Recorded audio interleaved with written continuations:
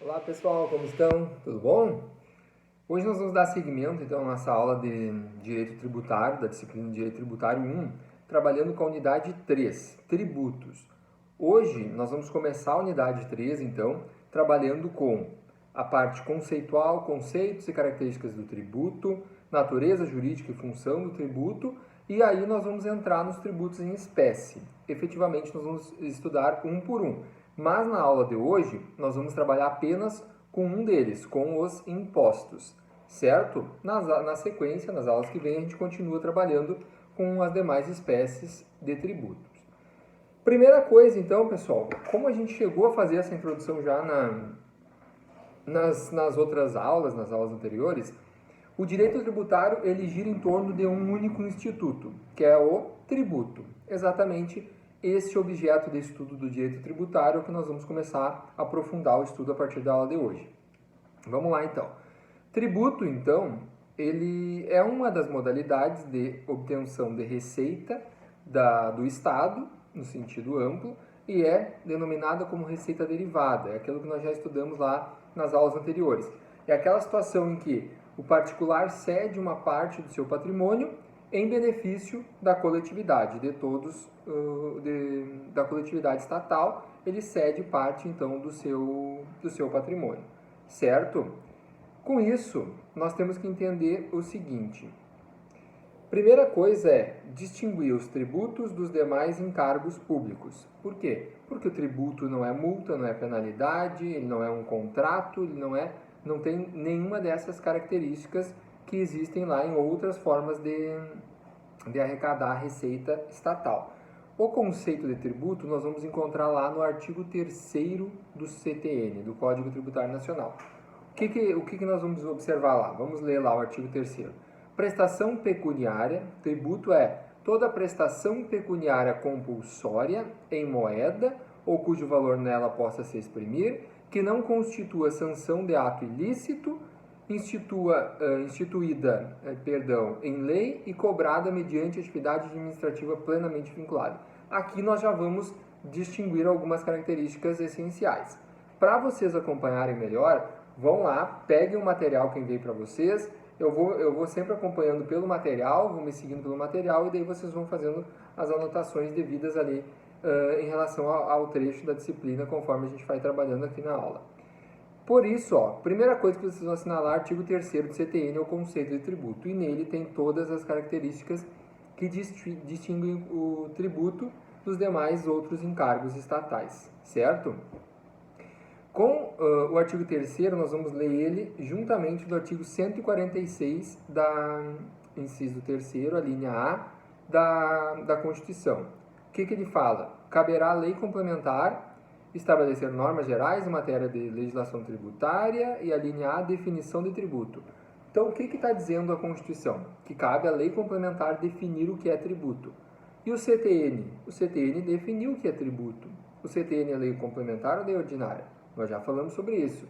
O CTN é formalmente uma lei ordinária, tanto a numeração, a sua aprovação, mas materialmente ele é tido como uma lei complementar. Por isso que o CTN pode sim fazer a regulação aqui do conceito de tributo. Mas o que nós vamos... Olha só, tributo, nós vamos identificar 5 características para a conceituação de tributo. A primeira delas é uma prestação pecuniária. Olha lá, eu vou botar aqui pecuniária. Pecuniária. A primeira característica, então, é uma prestação, tributo é uma prestação pecuniária. O que isso quer dizer? Em moeda, é em espécie. A gente vai ver que o pagamento não necessariamente precisa ser em dinheiro, mas ele é quantificado como tal. Então, a primeira coisa é obrigação de entregar uma quantia certa, uma quantia em espécie, preferencialmente em dinheiro. Essa é a primeira característica que nós vamos distinguir, então, dos outros encargos, o que é efetivamente o tributo. Uma obrigação pecuniária, uma prestação pecuniária, uma forma de pagar em dinheiro. Não significa que nós vamos pagar exclusivamente em dinheiro, mas aquilo que quantifique em tal, quantifique em pecúnia, em moeda. Por isso que nós vamos observar lá o artigo 162 do CTN, que vai falar o quê? O pagamento é efetuado em moeda corrente, cheque, vale postal ou ainda em estampilha, papel selado, processo mecânico. Essas modalidades aqui do inciso 2º do 162 são modalidades que na época da criação do CTN eles ainda eram usuais, hoje em dia a gente não fala mais nisso, mas tem a previsão lá. Seriam tudo voltado lá a uma questão de instrumentos de postagem de correspondência, que à época o Estado fazia uso muito dessa modalidade de comunicação, hoje não mais, em razão do e-mail e de outros meios de comunicação, deixou-se de se adotar. Mas ainda admite-se em moeda e cheque, porque o cheque, como tem previsão legal e o cheque ainda existe, ele pode ser pago também através do cheque, ainda que na prática não se verifique muito. O que mais? Quer dizer que, se a prestação pecuniária, ela não pode ser tributo in labore, ou seja, em prestação de serviço, em que pese alguns países no mundo admitem, mas no Brasil não é admitido pagar tributos em serviço, nem tampouco tributos em in natura, ou seja, através da entrega de bens. Eu não posso pagar tributo entregando bens. Nós vamos ver uma ressalva ali da dação em pagamento, eu já falo sobre isso. Mas então a regra é que não pode ser dado em serviço nem em bens, mas sim em moeda somente. Outra situação, convocação de serviço militar, mesário, jurado, não tem nada a ver com tributos. Por mais que seja uma obrigação compulsória também, mas não tem nada a ver com tributos, certo? Distingue-se também de multas e outras obrigações de ressarcimento que envolvem dinheiro, mas não estão relacionadas a tributo, que nós vamos ver que para ser tributo tem que estar preenchido 5 características, que não são essas, que não vão se enquadrar essas modalidades de multa e ressarcimento. Em relação à dação em pagamento, pessoal, a regra é prestação pecuniária, preferencialmente em dinheiro, mas admite-se a dação em pagamento em algumas situações bem peculiares. Olha só, artigo 156 do CTN fala: extingue-se o crédito tributário em dação em pagamento de bens imóveis. Por isso, cai por terra aqueles que pretendem pagar tributos com bens móveis. Não é admitido. Não admite-se veículo, não admite-se qualquer outro tipo de bem móvel, e sim somente bens imóveis. Primeira modalidade, bens imóveis. Eu coloquei no material, vocês podem acompanhar ali, que tem são 3 características. Primeiro, existência de lei autorizando. Então, necessariamente deve haver uma lei. Por exemplo, se há um tributo de competência estadual, deve haver uma lei estadual dizendo que admite-se o pagamento de tributos com bens imóveis. Tem que ser bem imóvel? Está lá na lei materialmente complementar, que é o CTN. Admite-se somente em bens imóveis, mas o Estado precisa fazer uma lei autorizando, no exemplo, ou o município, ou a União. A União já tem, a gente já vai falar. Haja manifesto interesse do fisco com o bem, ou seja, para que eu realize a dação em pagamento, primeiro tem que ter uma lei que autorize. Segundo, o ente tributante, aquele que está cobrando o tributo, a União, Estado, Distrito Federal, municípios, deve ter interesse no bem. Ele deve querer aquele bem. Pense o seguinte, eu tenho uma dívida de imposto e daí eu quero dar uma dação em pagamento num terreno lá no pé do cerro, lá pura pedra, que não tem valor econômico algum. Nesse caso, não haverá o interesse do fisco em receber. Por isso, então, que tem essa previsão. O fisco tem que aceitar, ele tem que querer receber. E o que mais? Terceiro, o bem oferecido seja imóvel. Como a gente falou, somente bens imóveis podem ser utilizados. Olha só, botei uma observação ali, ó, no meio num quadrinho, concurso OAB, que são dicas para as provas que vocês estão aí na iminência de fazer. Quando, então, o ente tributante que queira aceitar bens imóveis, ele deve fazer uma lei própria regulando. O CTN autoriza, mas para que efetivamente possa se aceitar, tem que ter uma lei em cada um dos entes. Quando a gente fala de dação em pagamento de bens imóveis no âmbito de tributos federais, nós vamos lançar mão na Lei Ordinária Federal 13.259, de 2016. Essa lei trouxe, além dos requisitos ali que eu falei, lei, interesse do fisco e bens imóveis, também para dação em pagamento por lei para tributos federais deve haver uma prévia avaliação do bem, então deve haver um profissional avaliador qualificado, ele deve avaliar e indicar, esse bem vale tanto. para ter uma estimativa até mesmo de valor. E o outro, quinto requisito, que abrange a totalidade do crédito com atualização, juros, multa e encargos. Ou seja, eu vou entregar um bem pelo tributo. Eu não vou entregar um bem com direito a troco, entre aspas. Tem discussões em relação a isso, mas majoritariamente não se admite. Por quê? Do contrário, eu poderia estar utilizando isso como um instrumento de me livrar de um bem que eu quero vender. Imagine, não é o caso, né? Então tem que ser pela totalidade da dívida, certo? Ali eu boto uma observação no material de vocês, uma discussão se poderia ser infraconstitucional, a lei federal, mas majoritariamente entende-se que sim, que a lei, essa lei ordinária poderia ter regulado, porque a lei complementar é o CTN que já previu. Tá bem, pessoal? Na sequência no material, vão acompanhando o material de vocês, ó, existe, ali fiz um quadrinho, concurso OAB. Cuidado, não esqueçam que a dação em pagamento só é admitida em relação a bens imóveis, não se admite a bens móveis. Portanto, eu posso dar um pagamento com um imóvel, um terreno, mas não posso dar com um veículo, certo? Em relação a isso, então, a possibilidade de bens móveis, eu coloquei ali que existe essa discussão. O STF em algumas já julgou favorável alguns estados que instituíram lei estadual prevendo a dação em pagamento de bens móveis, mas a grande questão aqui é que poderia gerar uma ofensa a princípio da licitação. Por quê? Pensa o seguinte, imagina que é uma indústria que fabrica clips. Olha só, o Estado, ele até tem interesse em ter clips lá para utilização na administração pública. Mas pense o seguinte, eu tenho uma dívida tributária lá de 100 mil. Eu vou lá e quero fazer uma dação em pagamento com bens móveis com caixas de clips. Pense o seguinte, a administração seguidamente ela faz processo licitatório para compra de clips. Mas se eu quiser pegar então e fazer a dação em pagamento de clips, vai haver um interesse público em receber clips. Porém, vai haver ofensa ao princípio da licitação. Por quê? Porque é como se a administração pública estivesse contratando pessoalmente com um único fornecedor, sem a possibilidade de ter a livre concorrência entre fornecedores de clips. Por isso, não admite-se, então, a dação em pagamento. Por mais que você pense de bens móveis, né? Por mais que você pense, o bem móvel lá é um veículo. Um veículo ainda poderia ter uma certa interesse em recebê-lo. Mas para evitar ofensa ao princípio licitatório, majoritariamente não se admite para bens móveis, somente para bens imóveis. Segunda característica dos tributos, prestação compulsória. Compulsória. O que isso quer dizer? Que ela é uma obrigação, ela é obrigatória. Prestação compulsória. Nesse sentido, se é uma prestação compulsória, ela é obrigatória. Não há opção em pagar ou não pagar. Não há discricionariedade do administrador em cobrar ou não cobrar. Se praticou o fato gerador, é exigível o tributo. Não tem choro nem vela. Aqui ela é obrigatória, certo?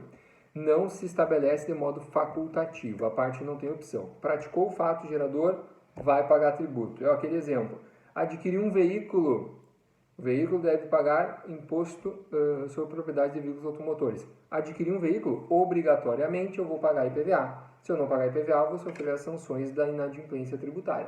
Tá bem? Comprei um imóvel, pago o IPTU. Na compra do imóvel, pago imposto de transmissão de bens imóveis. Na sucessão, vou fazer um inventário, pago imposto de transmissão, causa morte e doação. Então, no momento que eu pratico qualquer um desses fatos geradores, eu vou sim ter que pagar o tributo, certo? Então, aqui ela é obrigatória. Essa é uma característica, não é facultativo a parte pagar ou não pagar. Tá bem? O que mais? A administração pública e a arrecadação de tributo não são autoexecutáveis, o contribuinte não paga, se o contribuinte não pagar o tributo, o fisco é obrigado a recorrer ao Poder Judiciário para exigi-lo. Não existe a faculdade do fisco não cobrar, como a gente já falou anteriormente. Eu botei um exemplo ali, uma observação, melhor dizendo para vocês, as contribuições sindicais são tributos? Até a reforma trabalhista eram consideradas tributos porque elas eram obrigatórias, aquelas que eram cobradas o valor de um dia de trabalho anualmente. Era obrigatório. Com a reforma trabalhista, passou-se a ser facultativo. O empregado tem que optar se ele quer ou não pagar. Com isso, caiu por terra uma das características aqui do tributo, contribuições sindicais deixaram de ser tributos, portanto, certo? Na sequência, o pedágio. O pedágio é um tributo? Houve muita discussão aqui, até que o STF, então, pacificou o entendimento de que não. O pedágio não é tributo, e sim é um preço público, porque ele não existe essa característica da obrigatoriedade. Ah, professor, mas como assim? Se eu vou viajar, vou para a praia, eu tenho que pagar pedágio.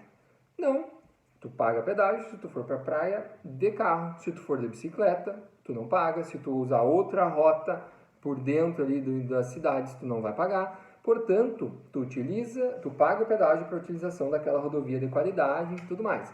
Por isso, entende que não é obrigatório, tá bem? E por isso, se não é obrigatório, não é um tributo e sim um preço público, porque a arrecadação do pedágio é revertida para a manutenção das rodovias, diferentemente dos impostos que não têm essa vinculação. Certo, pessoal? Não, o que mais? Não constitui sanção. Não constitui sanção. Não constitui uma sanção, ou seja, não é multa. Olha só. Não sanção. Características do tributo. Não sanção. Não é uma multa. Portanto, sempre que uma obrigação pecuniária obrigatória decorrer de um ato ilícito, de uma ofensa à legislação, não é tributo. Aí é multa, tá bem? Ainda que a multa tributária, quando a gente for estudar a obrigação, ela se enquadra como obrigação principal, não tem nada a ver com tributo. Ela não é tributo. Ela pode ser uma obrigação principal. A gente vai estudar mais adiante lá, não se assustem agora. Mas não é tributo, tá bem? Então, o tributo ela decorre da prática de um ato legal, de um ato lícito. Quando for algo ilegal, ilícito, aí não é mais tributo. Tá bem, pessoal? Bem simples aqui de vocês entenderem. Tributo não é punição, por isso que eu botei um exemplo ali. Se tiver uma progressão de alíquota a ponto de tornar...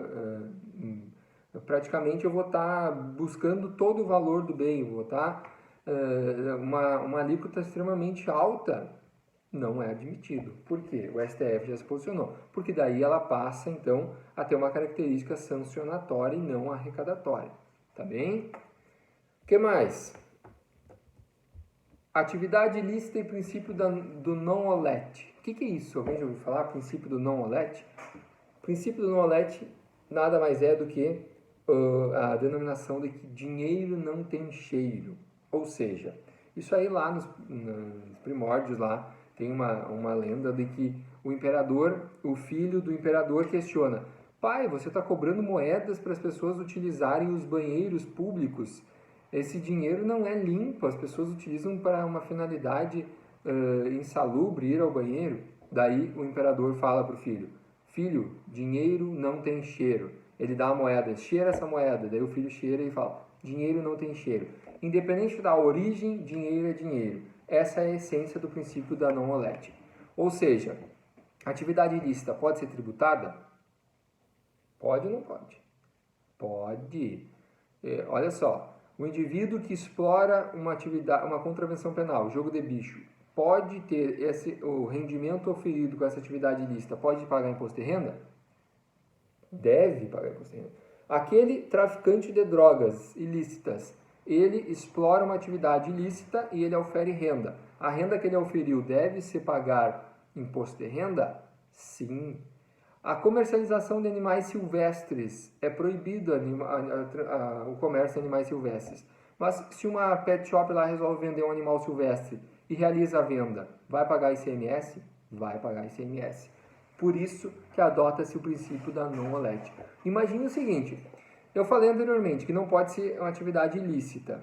Então, como que eu vou pagar aqui? Só que olha só, a atividade que originou a renda é ilícita, o comércio de animal silvestre, o tráfico de drogas. Isso é ilícito, mas ao ferir renda, entrou renda no patrimônio, é esse o fato gerador. Eu pratiquei o fato gerador que eu fiz um comércio ou eu oferi renda. Nesse caso, pratiquei o fato gerador de forma, ainda que a origem seja ilícita, ao ferir renda foi ilícito. Então, nesse caso, eu pratiquei o fato gerador. A origem é ilícita, mas é ao oferir renda. No momento que eu oferi renda, eu pratiquei o fato gerador. Aí eu vou, então, ter que pagar tributo, sim.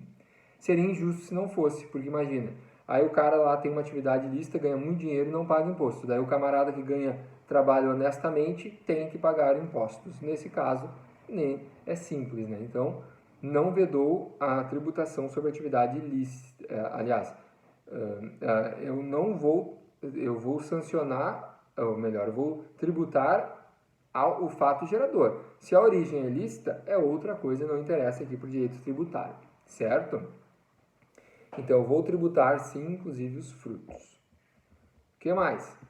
Outra característica, instituído por lei. Portanto, pessoal, instituído por lei.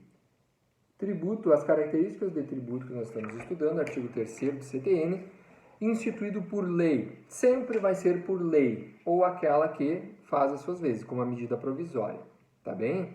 Então, nunca vai haver um ato ex-voluntário, ou seja, algo voluntário, algo contratual. Nunca vai haver uma previsão de cobrança de tributo originada por um contrato. Não, nós vamos sempre decorrer da lei. A instituição, a obrigação nasce pela lei. Agora, mas a cobrança foi em razão de um contrato de compra e venda do imóvel. Aí, pessoal, eu estou falando da instituição que está lá em cima. O que diz o que vai ser tributado? A lei fala, nós vamos tributar a relação comercial de compra e venda de imóveis, de bens imóveis, que é o ITBI, transmissão de bens imóveis. Nesse caso, pessoal, se eu estou fazendo, se a compra e venda origina de um contrato ou não, aí não interessa. O que interessa para o direito tributário é que houve a transmissão do bem imóvel de forma onerosa. É isso que interessa a nós, certo? Se é uma permuta ou se é uma compra e venda, não interessa. Interessa é que houve a transmissão do bem imóvel. E é isso que a lei fala. A transmissão do bem imóvel que é tributada. Não é assinar um contrato ou assinar um contrato de permuta ou de compra e venda. Não é isso. O que tributa é a transmissão da propriedade do bem imóvel. Tá bem? Então, jamais vai haver a criação de uma obrigação tributária decorrente de um contrato. Isso não. Sempre vai decorrer da lei. Nem de ato ilícito, nem ato de declaração de vontade voluntária. Sempre vai definir em lei. Por isso eu botei ali numa observação, ó, concurso OAB. O dever de pagar tributo nunca nasce do contrato, sempre nasce da lei.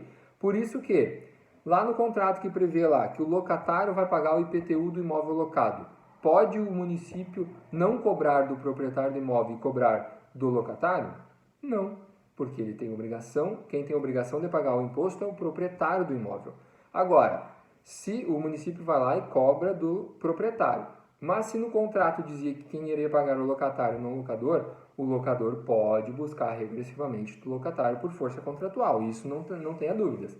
Mas o que não vai ter é o proprietário dizer, não, município, tu não pode cobrar de mim, vai cobrar do locatário porque tem esse contrato que diz isso. Isso não, porque contrato não pode mudar a responsabilidade tributária, certo? O que mais? Pode ser da instituição por medida provisória, quando fala lei, é lei, aí nós vamos ver aquelas possibilidades de hipótese de lei complementar, a grande massa lei ordinária e também por medida provisória, sem problema algum. E a última característica do conceito de tributo, o que é? O lançamento. Lançamento. Que é, olha lá, atividade administrativa vinculada. O último, lançamento, atividade administrativa vinculada.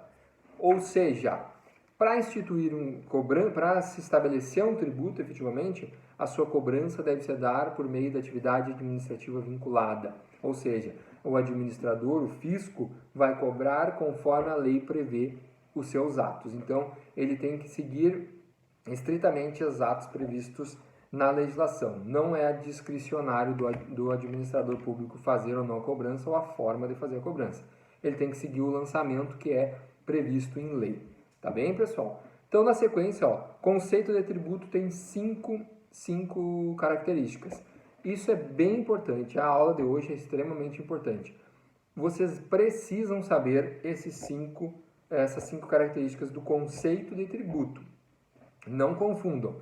Conceito de tributo tem 5 características. Espécies tributárias também são 5 espécies, mas uma coisa não tem nada a ver com a outra. Vocês, quando falar quais são as características do conceito de tributo, vocês vão lembrar: pecuniária, compulsória, não sanção, previsto em lei e lançamento por atividade administrativa vinculada. Essas são as características do tributo. Certo, pessoal? Vamos dar sequência aqui, então, à nossa aula. Natureza jurídica do tributo. Aqui, envolve algumas discussões que hoje elas estão pacíficas, assentadas, mas se levantou algumas discussões numa época em relação a quais seriam as espécies de tributos. Por isso, porque se nós observarmos, pessoal, nós vamos ter lá o artigo 5º do CTN fala que os tributos são impostos, taxas e contribuições de melhoria. Mas será que são só esses? Com base no CTN, nós teríamos a corrente tripartida, ou seja, que existiriam apenas 3 espécies de tributos no Brasil. Porém, a Constituição Federal de 88, que é posterior ao CTN, trouxe mais duas espécies: empréstimos compulsórios e contribuições sociais. Por isso, pessoal, hoje nós podemos afirmar com veemência que existe a corrente pentapartita. Então, é a corrente ou quinquipartite, que seriam 5 espécies de tributos. Hoje não se discute mais. Existem 5 espécies de tributos. O que vai diferenciar o quê? O artigo 5º traz aqueles tributos de competência comum de todos os entes. Todos os entes, estados, municípios, Distrito Federal e União, podem cobrar aquelas 3 espécies previstas no artigo 5º: impostos, taxas e contribuições de melhoria. Já aqueles previstos apenas na Constituição, empréstimos compulsórios e contribuições sociais, esses serão majoritariamente cobrados pela União. Empréstimos compulsórios só pela União e contribuições sociais, a grande maioria pela União e só algumas específicas lá pelos estados e municípios. Certo, pessoal? Por isso, então, tenham em mente essa diferenciação aqui. Mas, se perguntarem para vocês, espécies de tributos. Espécies de tributos. Quais são elas, pessoal? Quais são as espécies de tributos? Vocês vão ir lá e falar para a pessoa. Existem 5 espécies. Mais abaixo eu fiz um quadrinho ali, a gente já tá, se bem vamos falar agora mesmo. Quais são elas? Impostos. Qual a outra? Taxas. Outra, contribuições de melhoria. Contribuições de melhoria.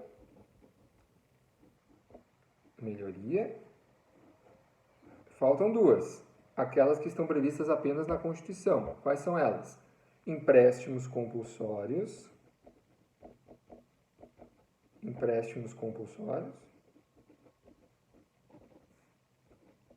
E qual outra?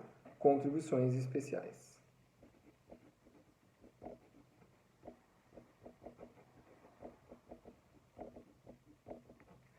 Contribuições especiais. Certo, pessoal? Olha só. Essas são as espécies de tributos: impostos, taxas, contribuições de melhoria, empréstimos compulsórios e contribuições especiais. Certo? Alguém questiona vocês. Quais são as espécies de tributos? As espécies de tributos são essas 5: impostos, taxas, contribuições de melhoria, empréstimo compulsório e contribuições especiais. Certo, pessoal? Não esqueçam isso. Existe uma classificação em relação aos tributos, quanto à sua vinculação. Existem tributos vinculados e não vinculados. Mas, afinal, o que é um tributo vinculado ou não vinculado? Ele quer dizer em relação à atividade estatal diretamente ligada ao ato de arrecadar. Os tributos vinculados são aqueles em que eu vou pagar o tributo quando houver uma contraprestação estatal. O típico tributo vinculado são as taxas. As taxas, taxas por uma prestação de um serviço e as contribuições de melhoria que está diretamente a uma obra pública. E os empréstimos compulsórios, eles também estão diretamente ligados a uma atividade calamitosa lá. A gente vai estudar isso mais adiante. Mas as taxas são um típico caso, porque pensa o seguinte, eu vou pagar uma taxa de vistoria. O que vai acontecer? Vai vir ao agente público fazer a vistoria no local onde eu pretendo. Eu vou pagar a taxa como uma forma de remuneração para esse serviço público ser prestado, mas vai ser prestado para quem? Para a coletividade? Não, esse serviço público vai ser prestado para mim, para a minha pessoa, tá bem? Então isso não esqueçam. Tributos vinculados são aqueles em que tu paga o tributo, mas diretamente tem uma atividade estatal para ti, para a própria pessoa, para aquele que está pagando. Então aqui existe uma vinculação estatal com diretamente ligado ao fato gerador. O fato gerador está ligado a uma atividade estatal que volta para o contribuinte, certo? O contribuinte paga e o Estado presta um serviço. Isso são os tributos vinculados. Diferentemente, ou contrariamente a isso, são os tributos não vinculados, em que o fato gerador independe de qualquer atividade estatal específica. Portanto, eu pratiquei o fato gerador, eu vou pagar o tributo, mas o Estado não vai fazer nada. Ele não precisa prestar haver uma contraprestação estatal diretamente para mim que estou pagando. Então, eu vou ter um benefício? Vou, mas o benefício ele é indireto. Eu vou ter um benefício com saúde, educação, asfalto, saneamento. Indiretamente eu vou me beneficiar, não diretamente como ocorre lá com os vinculados, com as taxas e contribuição de melhoria. Tá bem? Então, os não vinculados, o grande tributo não vinculado são os impostos. Eu pago o imposto, mas sem uma destinação específica. Eu pago o imposto porque eu pratiquei o fato gerador e vou contribuir para aquela receita estatal para depois sim reverter lá indiretamente para mim. Certo? Ali eu fiz um quadrinho então para vocês. Vinculados têm destinação para um fim específico, uma contraprestação imediata. Já os não vinculados não têm uma destinação específica, a contraprestação é indireta. Certo, pessoal? Eu botei uma observação ali porque alguns alunos confundiam isso. Não confundam com a destinação, aliás, se é um tributo vinculado ou não vinculado, então a classificação quanto à vinculação, com a atividade administrativa vinculada lá da característica do conceito de tributo. Não tem nada a ver. Tudo lá é que o agente público vai agir conforme ele vai praticar o lançamento conforme uma atividade administrativa vinculada à lei. Aqui quer dizer a vinculação com o fato gerador. Eu pratico o fato gerador e o Estado vai haver uma contraprestação. Isso é um tributo vinculado. Ou seja, eu pratico o fato gerador, pago o tributo, mas o Estado não vai ter uma contraprestação direta e imediata para mim. Isso são os não vinculados. Quanto à função, existem duas funções e uma a gente coloca aqui, mas efetivamente nós vamos pensar, um tributo ele é fiscal ou extrafiscal. O tributo é fiscal quando? Quando ele tiver como característica única e exclusivamente arrecadar. Ele tem essa característica, eu preciso oferir receita para os cofres públicos. Ele tem, se o objetivo dele é somente arrecadatório, ele é um tributo fiscal. Podem haver tributos fiscais e extrafiscal? Pode, mas existe aquele que há se sobrepõe uma característica. A função fiscal é muito comum, então, ali o imposto de renda tem uma característica arrecadar, entrar dinheiro para os cofres públicos. Já outros, função extrafiscal. A função extrafiscal é aquela em que o tributo ele tem como característica primordial não só arrecadar. Todo tributo arrecada, mas a característica não é só arrecadar, e sim influenciar a sociedade, influenciar o mercado. Eu botei exemplo do imposto de importação, imposto de exportação, tem imposto de produtos industrializados também, em que eu consigo ter eu aumento a alíquota do imposto de importação que eu quero valorizar o mercado interno. Eu diminuo a alíquota de exportação, então, para que haja um mercado nacional se exponha lá para o comércio internacional. Isso tudo o Estado vai jogando, né? O ente público, nesse caso a União, ele vai podendo trabalhar com aumento ou redução de alíquotas, alíquota zero, enfim, para que haja um incentivo do consumo lá do IPI, reduz a alíquota de alguns produtos para que se intensifique o consumo. Tudo isso são meios de uma função extrafiscal, certo?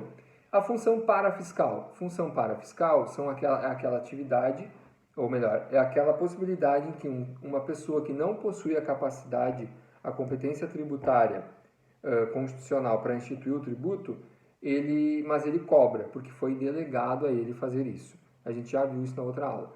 Então, aqui, anuidades de conselhos de classe é o típico exemplo, em que a anuidade, então, a União tem a competência tributária para instituir a contribuição social para essas anuidades de conselho de classe, mas ela, uma atividade, uma função parafiscal, ela delega para que cada entidade profissional faça a cobrança e fiscalização dessa contribuição. Certo? Nós já falamos isso na aula passada. Quanto à competência, pessoal. Quanto à competência, nós vamos ter competência federal, estadual, distrital e municipal.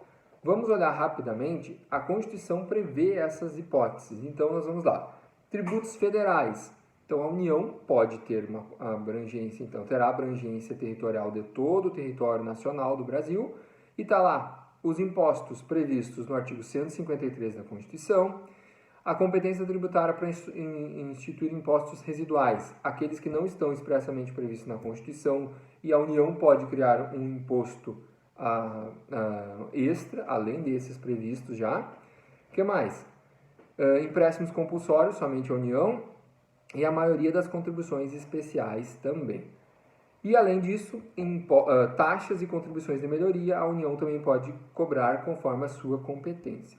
Tributos estaduais estão previstos no artigo 155 da Constituição, quais são os impostos.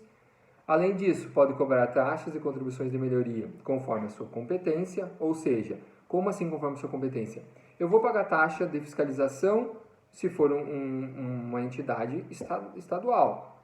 Agora, eu vou pagar para o município se for um fiscal municipal. Então, assim por diante. Federal, se for uma entidade federal, eu pago uma taxa federal, estadual ou municipal, certo? Contribuições previdenciárias. E olha só, os estados podem cobrar contribuições previdenciárias de seus próprios servidores para financiar o regime previdenciário próprio. Aqui no Rio Grande do Sul, por exemplo, o servidor público paga o IPERGS, o IP, Instituto Previdenciário então, do Rio Grande do Sul, é o IP. Nesse caso, é uma contribuição especial da qual é possibilitado os estados cobrarem. Todas as demais serão competência da União.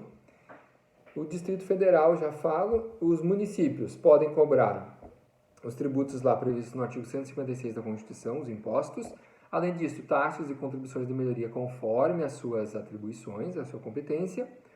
E, além disso, competência para instituir contribuição de iluminação pública, contribuição para custeio da iluminação pública e as contribuições para o financiamento do regime previdenciário próprio dos seus servidores, certo? Então, o que isso quer dizer? Aqui em Santa Maria, qual é o órgão previdenciário dos servidores municipais de Santa Maria, Rio Grande do Sul? O IPASP, então, o Instituto Previdenciário dos Servidores do município de Santa Maria. Então, o município pode cobrar contribuições especiais para custeio previdenciário dos seus próprios servidores. E, além disso, os municípios podem cobrar contribuição para custeio de iluminação pública, somente os municípios. E eu falei do Distrito Federal, por que eu deixei por último? Porque o Distrito Federal ele tem abrangência de competência tributária, daquelas típicas de Estado e típicas dos municípios. Então, o Distrito Federal pode cobrar tanto os tributos de competência estadual quanto municipal, sem problema nenhum. Ele cumula as duas competências. Certo, pessoal?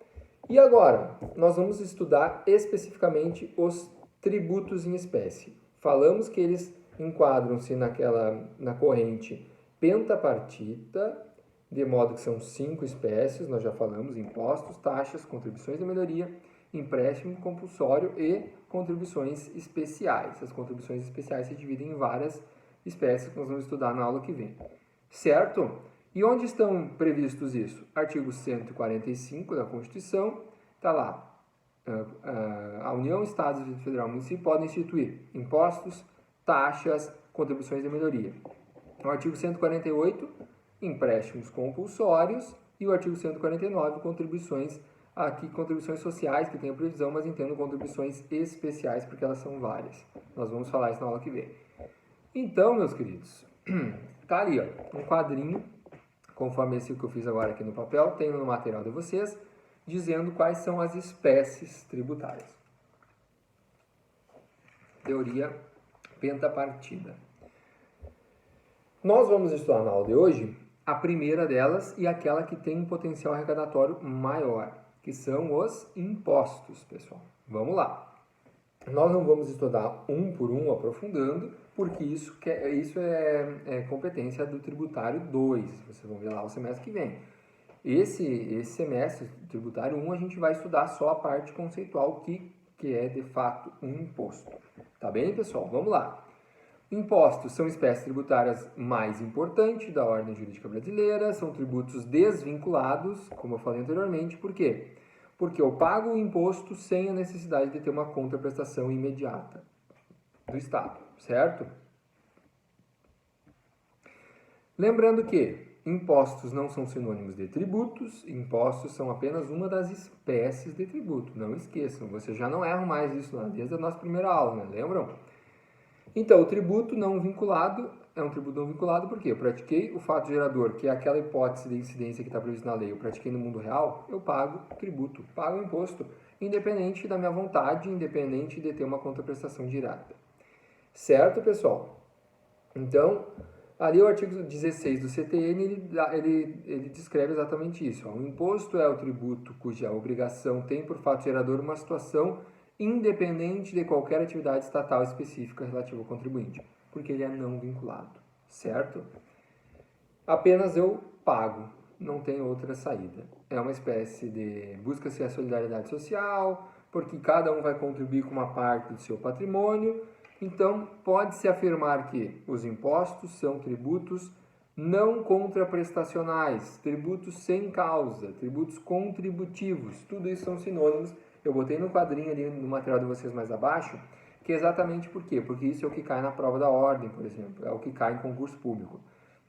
Eles querem que vocês saibam uma característica específica dos impostos, por exemplo. Então, eles vão lá, ao invés de colocar que é um tributo não vinculado, eles colocam é um tributo sem causa por quê? Porque não existe a contraprestação imediata. Não contraprestacional, como o próprio nome diz, não há contraprestação, ou contributivo, porque ele visa apenas arrecadar, contribuir com a coletividade. Certo, pessoal? O que mais? As receitas auferidas com os impostos não estão vinculadas, em regra, a qualquer destinação. Por isso são chamados serviços gerais universo, ou seja, eu pago um imposto sem a necessidade de haver uma contraprestação direta, e sim a contraprestação ela vai ser indireta, de forma coletiva, genérica. Certo, pessoal? Na sequência ali, competência para criar impostos. Quem dá a competência para criar os impostos? A Constituição Federal. A gente já falou ali os artigos 153, 155, 156 da Constituição. Ela vai dizer, é competência da União instituir tais e tais, dos estados, do Distrito Federal e dos municípios. Ela vai dizer quais são os impostos específicos de cada ente, certo? Lembrando que é uma natureza privativa, portanto não pode ser delegada a competência de criar os impostos. Então, os impostos serão todos criados pelos seus respectivos entes. Se o ente não criar, não pode vir outro lá e criar. Por exemplo, o município fica com parte da arrecadação do IPVA. Digamos que um determinado estado lá não cria uma legislação instituindo o IPVA. Pode o município lá instituir? Não, é competência constitucional dos estados. Certo, pessoal? A União, além daqueles previstos na Constituição, a União também tem a previsão da possibilidade de criar imposto extraordinário de guerra. O que é isso? Quando houver iminência ou instaurada guerra externa, não pode ser uma revolução interna aqui, digamos. Não admite. É quando é uma guerra externa declarada ou iminência. O Brasil está tendo uma guerra lá com a Argentina. Aí pode instituir imposto extraordinário de guerra. E ele tem como característica ser temporário. E ele não tem vinculação, ele pode se dar sobre um fato gerador idêntico a outro imposto que já existe, certo? Então, admite-se aqui o bis in idem bitributação. Ele é temporário, ou seja, ele tem um tempo de duração. Gradativamente, ele deve ser deixar de existir no prazo máximo de até 5 anos após a celebração de paz.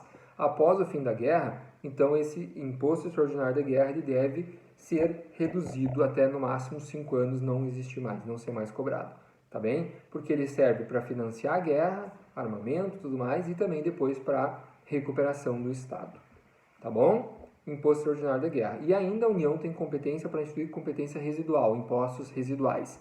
Esses, por sua vez, têm que seguir algumas características. Olha lá, estão elas lá, ó.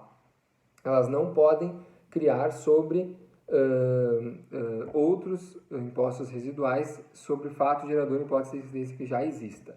Vamos lá então. Somente a União, por meio de lei complementar, não é lei ordinária, aqui uma das hipóteses de criação por lei complementar. Não cumulativo, ou seja, se incidiu numa etapa da produção do comércio, não pode incidir na outra. Eu botei o exemplo do que acontece com o IPI e ICMS. A base de cálculo do ICMS não leva em conta o valor pago do IPI. Tem que tirar, não pode então haver acumulação. Isso são tributos não cumulativos. Quando a gente estudar lá no tributário 2, especificamente cada um desses impostos, aí vocês vão conseguir entender melhor essa questão da não cumulatividade. Ainda que nós vamos trabalhar um pouquinho com isso mais ao decorrer das nossas aulas. Não pode haver tributação, ou seja, base de cálculo ou fato gerador diferente do que já existe. Então, para criar um imposto residual, um novo imposto, não pode ser igual ou semelhante aos que já existem hoje. Deve ter um outro fato gerador.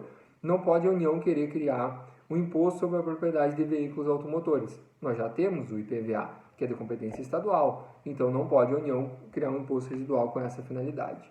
Certo? Imposto residual. Não tem nada a ver com o imposto extraordinário de guerra. Esse admite-se. Tá bem, pessoal? Além disso, destaca-se que a Constituição Federal não cria tributos, e sim ela estabelece a competência tributária. Quem cria são cada respectivo ente por lei própria, tá bem? A regra é lei ordinária, lei complementar naqueles impostos específicos ali que a gente viu.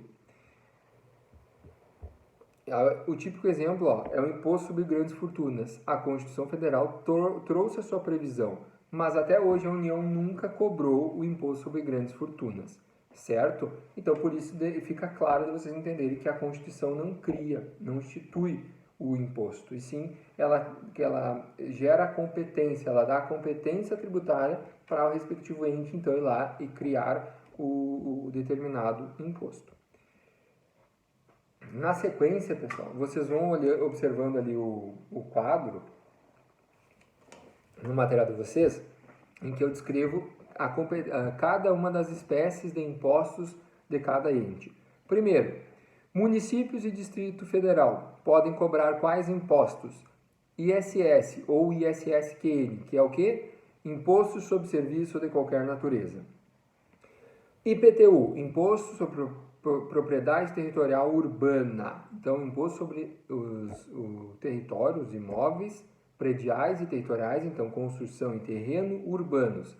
O ITBI, Imposto de Transmissão de Bens Imóveis. Quando houver a transmissão do bem imóvel oneroso, nós vamos cobrar ITBI. O município vai cobrar ITBI. O município e o Distrito Federal. Os estados e o Distrito Federal podem cobrar quais? ITCMD, Imposto de Transmissão, Causa, Morte e Doação. Então, houver a transmissão de um bem de forma gratuita através de uma doação, é o ITCD ou ITCMD, que é Imposto de Transmissão, Causa, Morte e Doação. O ICMS, Imposto sobre Circulação de Mercadorias e alguns serviços de transporte e telecomunicação lá. Então, é competência estadual. Imposto sobre a comercialização de mercadorias e serviços específicos. Esse aqui é um dos que mais arrecada no âmbito estadual. E o IPVA, Imposto de Propriedade de Veículos Automotores, certo? Isso competência dos estados e Distrito Federal. E agora, competência da União. Vocês podem observar no material que a União tem bem mais, uma quantidade muito maior de impostos. Quais são eles? Imposto de importação, imposto de exportação, imposto de renda, imposto sobre produtos industrializados, imposto sobre operações fiscais, esse é o apelido, o nome dele é muito maior que esse, tem câmbio e tudo mais, lá a gente vai ver mais adiante, na verdade vocês vão ver isso no semestre que vem, mas resumido, ele é popularmente chamado de Imposto sobre Operações Fiscais. O ITR, Imposto Territorial Rural, o IGF, Imposto sobre Grandes Fortunas, e na sequência, esses três eu botei ali a abreviatura, porque eles não são tão comuns, né? O Imposto Extraordinário de Guerra e o Impostos Residuais, que não existem ainda e podem ser criados, então, pela União. Tá bem, pessoal? Agora a gente vai falar um pouquinho de algumas características gerais dos impostos, lembrando que o semestre que vem, no Tributário 2, vocês vão estudar cada um dos impostos especificamente. Aí vocês vão conseguir aprofundar um pouquinho mais sobre cada um deles. Tá bem? A base de cálculo do imposto é a grandeza econômica da qual vai incidir a alíquota. Então, por exemplo, o IPVA incide sobre qual base de cálculo? O valor venal do veículo. O IPTU, valor venal do imóvel, certo? A base de cálculo é o valor venal do imóvel ou o valor lá venal do veículo, certo, pessoal? Isso é a base de cálculo, é a grandeza da qual nós vamos pegar uma partezinha para pagar o imposto. Deve sempre ser um valor e não um custo desvinculado de qualquer atividade estatal. Alíquota. Alíquota é o percentual que vai incidir sobre essa base de cálculo. Então, ele é variável conforme o imposto, mas ele é um percentual.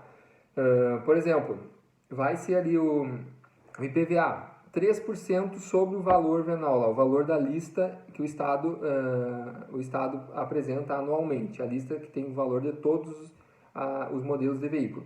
Eu vou cobrar, então, uma alíquota sobre a base de cálculo. Exatamente isso, um percentual sobre aquela grandeza. Por exemplo, 3% sobre o valor do veículo é o valor que eu vou pagar de IPVA. Certo, pessoal? Uma alíquota tem alíquotas fixas e algumas podem ser variáveis, conforme a essencialidade, como acontece com o IPI e ICMS. Produtos, por exemplo, da cesta básica tem uma essencialidade, a alíquota do IPI é menor. Agora, produtos supérfluos, como bebidas alcoólicas e maquiagens, a alíquota é muito alta. O cigarro é um dos produtos que tem a alíquota mais alta. Chega a 300% a alíquota do imposto de produtos industrializados. O IPVA pode variar conforme o uso e o tipo de veículo, veículos de passeio, veículos profissionais, pode ter uma diferenciação. E também o imposto de renda, ITR e IPTU, conforme a capacidade econômica também, vai variar. Um imóvel de padrão menor tem uma alíquota menor, um imóvel de alto padrão, uma alíquota maior. E o imposto de renda é aquela progressividade lá, 7,5%, daí 15%, 22,5% e 27,5%. Então, quanto mais eu ganho, mais a alíquota maior eu vou pagar, certo? Tudo isso aí vocês vão conseguir aprofundar lá no 2, né? Tributário 2, certo? Impostos e a lei complementar. Os impostos devem ser criados por lei complementar? Não, pessoal. Não. Existem aqueles que a lei previu, a Constituição previu. Imposto residual por lei complementar. Mas os demais, não. Por quê? Porque eu falo o seguinte, ó. O que a Constituição fala? Que as normas gerais devem estar previstas em lei complementar. Mas não quer dizer que eu vou instituir com lei complementar. As normas gerais estão na lei complementar, lá no Código Tributário Nacional, por exemplo. Tem uma lei complementar, ou então o ISS tem uma lei complementar que regula lá a regulação geral do imposto. Só que daí depois a instituição efetiva que possibilita a cobrança, essa é feita pela lei ordinária de cada estado, de cada ente, no caso município, União, ou Estado e Distrito Federal. Certo? Mas ela não é instituída por lei complementar, exceto aquelas espécies específicas lá. Tá bom, pessoal? Aí aqui eu descrevo ali algumas características, a exigência de lei complementar para fato gerador, base de cálculo e contribuinte, apenas aos impostos e não tem a previsão da alíquota. A alíquota, então, não precisa estar prevista em lei complementar. Certo, pessoal? E o imposto e o princípio da não afetação. O que é isso? Ou da não vinculação. Nós falamos que o imposto é um tributo não vinculado, mas ele é não vinculado por quê? Porque eu pago independente da contraprestação do Estado, mas ele também está ligado ao princípio da não afetação, ou seja, a sua arrecadação não tem vinculação alguma. Então, ou seja, eu vou lá, pago o imposto, o dinheiro entra nos cofres públicos e vai para um cofre único, que vai ser destinado para saúde, educação, saneamento. Então, eu pago o IPVA, Imposto sobre Propriedade de Veículos Automotores, mas o dinheiro do IPVA não vai ser dirigido para arrumar as ruas, as rodovias. Não, ele entra num cofre único. Ele vai ser destinado para toda folha de pagamento, para tudo mais, porque os impostos eles têm como característica o princípio da não afetação. Então, ele é 2 vezes não vinculado, tanto na entrada, porque eu pago independente da contraprestação, quanto na saída. A destinação desse dinheiro ela não tem vinculação, uma destinação específica. Tá bem, pessoal? Não esqueça, as pessoas confundem isso, acham que o IPVA é o que eu mais ouço. O IPVA é para arrumar as estradas. Não é, pessoal, não tem nada a ver. O pedágio, sim, para aquele onde ele está localizado, lá onde ele foi criado. Certo, pessoal? Então, a legislação proíbe que o legislador vincule a afetação, vincule a destinação, exceto em algumas situações, que são essas, ó. Repartição constitucional, por exemplo, alguns impostos, eles são divididos entre os entes. Eu dei o exemplo, o IPVA, parte do IPVA fica no município onde o veículo está registrado. Parte do ITR fica no município onde o imóvel territorial rural está localizado. Isso é repartição constitucional, isso é admitido. Também admite-se lá que parte da arrecadação tributária de impostos vai ser destinada à saúde, ao ensino, à administração tributária. A própria administração tributária para sempre há a possibilidade de manutenção da cobrança. Certo, pessoal? Mas os impostos são duplamente desvinculados, tanto a origem quanto na destinação. Tá bem, pessoal? Na sequência, então, a gente continua trabalhando com as outras espécies de tributos, as taxas, contribuições de melhoria, empréstimo compulsório e contribuições especiais, mas a aula de hoje é isso. Não esqueçam, o conceito de tributo divide em 5 características e as espécies de tributo são 5 também, mas não confunda, uma coisa características do conceito, ou o que forma o conceito, está lá no artigo 3º do CTN, e outra coisa é as espécies tributárias, que não tem nada a ver com as características do conceito. Tá bom, pessoal?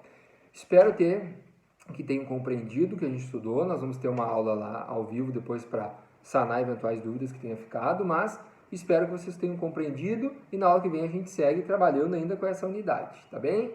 Uma ótima semana, tchau, tchau, até logo!